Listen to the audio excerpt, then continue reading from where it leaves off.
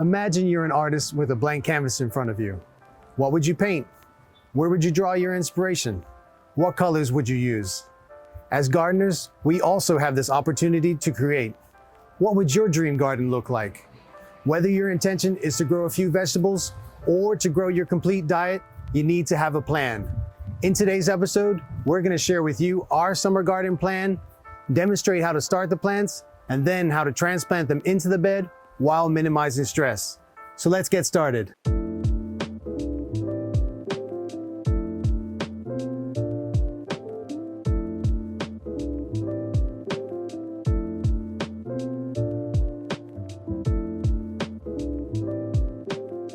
A plan is essential for growing more food in smaller spaces.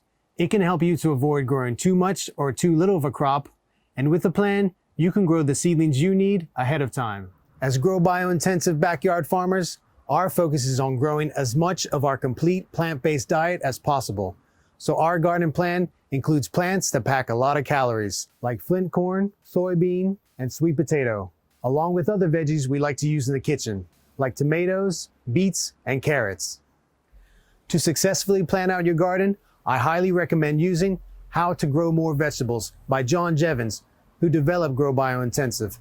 It's the ultimate garden companion, not just for planting, but for anyone wanting to sustainably get more out of their garden.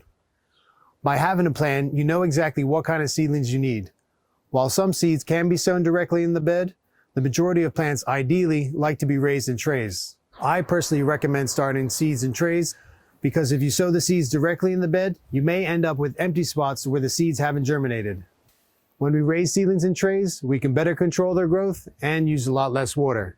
So today we're going to demonstrate how to raise seedlings that are later going to be planted in the garden. We're going to be using flint corn as an example, but you can use the same method for other plants.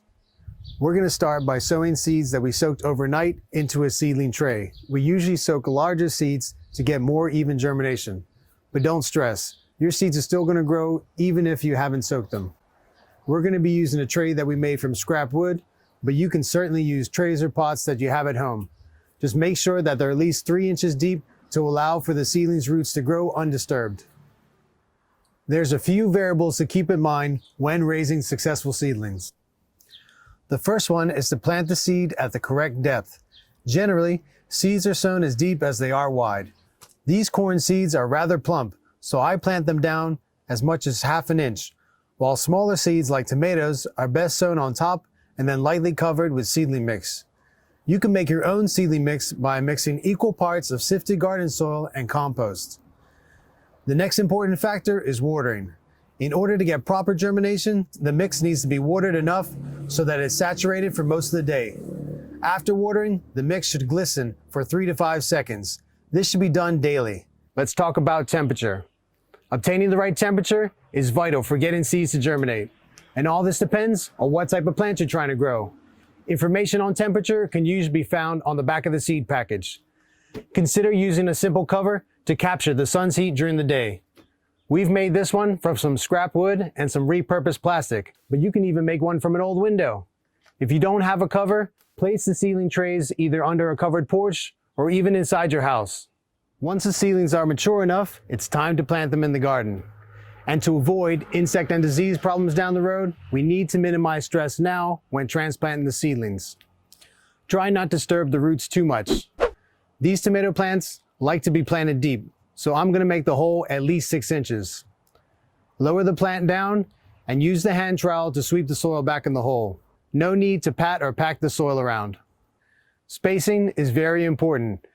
When the plants are too close together, they compete for nutrients. And when we space them too far apart, we expose the soil to the sun, causing it to dry out faster.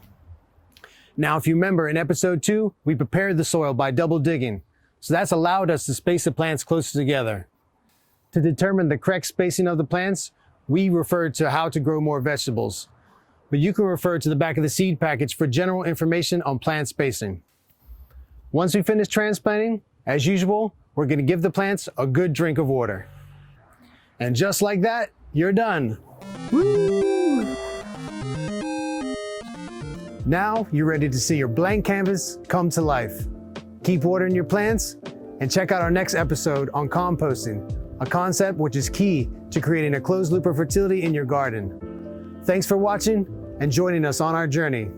Don't forget to share your experience with us, and let's keep growing together.